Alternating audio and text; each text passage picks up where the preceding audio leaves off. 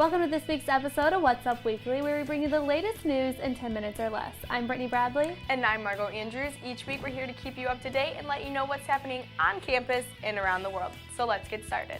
A bit of change for us here at What's Up Weekly. We're going to start off in the sports world, which has been in quite an uproar this week with the sex abuse scandal involving Penn State football.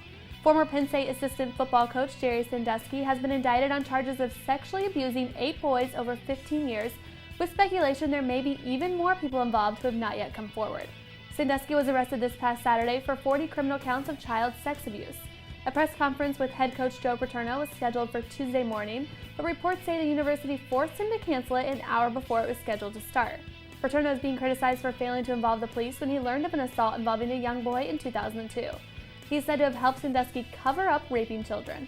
Paterno has not yet been charged in the matter, but his morals are being tested. Now the university is expected to be planning Paterno's exit, ending his tenure at Penn State, where he won 2 national championships and gained success records that earned him the title as one of the nation's most respected leaders. I actually learned just before we started taping that Paterno will be retiring, in fact, and after 46 seasons, that's a big change for Penn State. It's a big deal. I mean, he actually kind of created Penn State football and the whole university. I mean, he's made a name for it over there. Definitely. It's really sad, but our thoughts and prayers with the people involved, so. Well, that is quite a mess, but we're going to stay in the sports world for one more story. The NBA has yet to reach a deal. Players confirmed Tuesday evening that they do not accept the league's current proposal to receive between 49% to 51% of basketball-related income. The league is seeking to limit the spending options of teams above the luxury tax threshold, hoping this would give the league a greater competitive balance. Players are willing to negotiate further on revenue if they get concession on a salary cap system. The Players Association president states that there isn't really a way of getting a deal done before the end of the business day on Wednesday. The players have asked for another meeting with team owners for an attempt to end the lockout and save what's left of the NBA season. I mean, the football lockout worked out, so hopefully, the NBA works out, but honestly, I just care more about football. Yeah, I know. I don't know what you would do without your weekly dose of the Colts. I just love them. That actually leads us into our next story. Indiana isn't necessarily known for being the most popular state tourist-wise, but tourism officials are hoping this will change, especially with the capital being home to the 2012 Super Bowl. Officials are hoping the big game will bring in tourists to Indiana, but not just to Indy, but to the surrounding cities as well. The NFL predicts there will be around 150,000 visitors who will spend anywhere from $125 to $400 million during the days leading up to the game. And hotel managers as far as Muncie and Kokomo have already booked rooms for folks planning to attend the game. I live close enough. I live in Greenwood, so I'll actually be able to see all the action up close and personal. Yeah, and for those of us still here in Bloomington, we're only an hour away, so we might see some of it as well. We're like a straight shot right up to the city. I mean, I wouldn't be surprised. It's such a close, easy drive. I'm not surprised if we see a lot of traffic during that time. But moving into the celeb world now, fresh out from her 5-hour jail time, Lindsay Lohan is stirring up trouble yet again. This time, Lilo is seeking out rapper Pitbull. Lohan filed a lawsuit against Pitbull saying he owes her money for using her name in his song, Give Me Everything, where he sings the line, "I got it locked up like Lindsay Lohan," which does happen to be one of my all-time favorite songs. According to MTV News, Lindsay is suing under the New York civil rights laws, which protect individuals from having their name exploited for commercial purposes. The issue, however, is that Lindsay filed the suit in New York State court, saying she was a resident there, but Pitbull is calling her bluff, saying she actually lives in California. He backed this up by recalling all of her legal trouble in California and community service. She is required to serve in the state, proving that that is where she's actually a resident, so the New York civil rights law wouldn't protect her.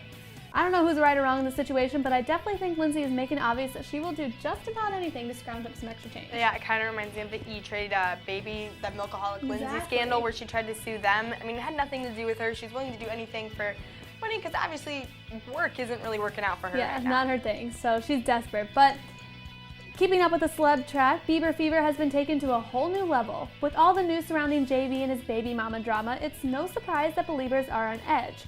One young Bieber lover has found herself in trouble with the law. A 14-year-old fan stated online that she wanted to skin Justin's ex-girlfriend, Caitlin Beatles, alive. Seriously nuts. I know. She went on to Tumblr and expressed how she was going to murder Caitlin.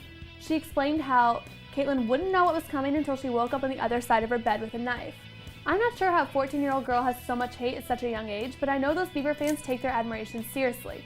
The girl lives in Kentucky and is now having her internet activities monitored by her mother after being contacted by the LAPD. I just can't imagine what believers are going to do if it comes out Justin is the father of this baby. Yeah. Keep talking about Yikes. it. It's going to be dramatic. Seriously, it will be. But one, please don't post that stuff in public. That's just nuts. And two, if you're that psycho, you're never going to get close enough to Justin to even be his girlfriend. I think that might be a big turnoff for him. I don't know, but I'm guessing so. I'm guessing for anyone. But I actually do have an update on JB's baby drama for our next story.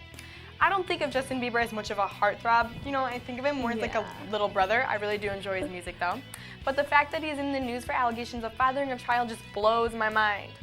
20-year-old Mariah Yeater claims that she met Justin backstage after a concert in LA and they just got to talking. Eventually, Justin said, "Would you mind if we went somewhere alone?" According to Yeater, Bieber then led her to a secluded area at the Staples Center and into a bathroom. Bieber's demeanor supposedly changed then from a cute and gushy boy to a more aggressive behavior. Bieber's reps keep claiming that he's never alone. He's got his mom, his manager, stylist, etc. always by his side. When Mariah was asked where all these people were, she fought back tears and said, "No comment." Honestly, there's no way in the world this is true. Like, Bieber rolls with a big mob of people. Like, especially after his concert, he's not going to go to a public bathroom, and, you know, I just don't see this at all being possible. Yeah, I bet the concert ends and he's out of there. Exactly. But from American news to some European trends, there are some social norms we just don't argue. But one Swedish lingerie chain is pulling all the stops. The Swedish company is suggesting all employers display their bra cup size on their name tags, something that is usually personal information. The reasoning behind this is that it would help customers shopping to see what size might be right for what body type.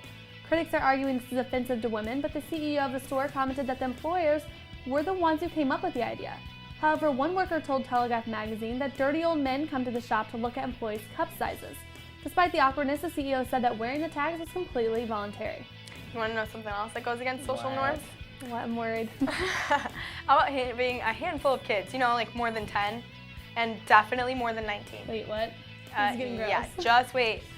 You might be, find this next story upbeat or joyful, but personally I find it annoying, overdone, and kind of disgusting. Believe it or not, Michelle Duggar, the mom of the TLC show 19 Kids and Counting, is expecting her 20th child. How is that even possible? I have no idea. 20 is a bit much in my book, and while Michelle already has 2 grandchildren, the 45-year-old is still saying that 20 might not be it. It's whatever gifts God grants them. The mom of 19 also stated that she's in the best shape she's been in for about 20 years, as she's recently gotten an elliptical machine and is working out and eating healthy. The Duggars also commented that now that their oldest son has moved out of their home, they have room for one more. It looks like TLC will also have to make room for a new title for their show. I bet she doesn't even feel the birthing pain anymore. Like, everything must just be numb down there. Yeah, I bet there's a lot of things she doesn't feel down there anymore. Well, since you brought the talk back to TV, I'm going to throw in our latest Dancing with the Stars update. Nancy Grace took her final fall on the show this week as she was eliminated from the cast just 1 week shy of the semifinals. Unfortunately for Nancy, her time was up on the show after Judge Lynn Goodman told her she was the Cinderella story. By some fate, she had survived to week 9, and now it's time for her to leave. Pretty harsh on Lynn's point, but Nancy and her partner Tristan left with Grace, thanking the show and the people involved for making it such a wonderful experience. Next week will be the semifinalist dance-off with celebrities Hope Solo, Ricky Lake, J.R. Martinez, and Rob Kardashian remaining in the competition. I do love Rob, obviously, but my money's on J.R. Martinez to win the coveted mirror ball.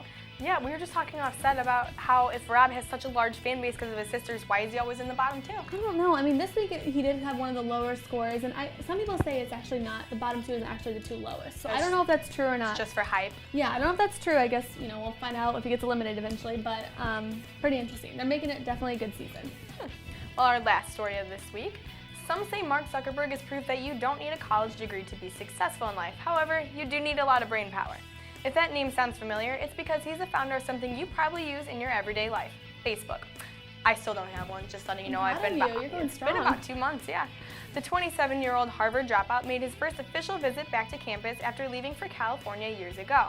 What was he doing back at Harvard? Recruiting for his growing company. Facebook plans to expand and wants talented workers to do it. So, where better to look than one of the most prestigious universities in the world? Zuckerberg also commented saying that Facebook could one day open a Boston office, as he believes there's a vibrant condition for technology startups on the East Coast. It's pretty interesting, actually, because all the technological stuff is over on the West Coast, so that'd be pretty cool. Silicon Valley, so big change to bring it to the other side. Yeah. Well, that's all we have for you guys this week on What's Up Weekly. Thanks for tuning in. Be sure to follow us on Twitter at What's Up Weekly IU. Have a great week.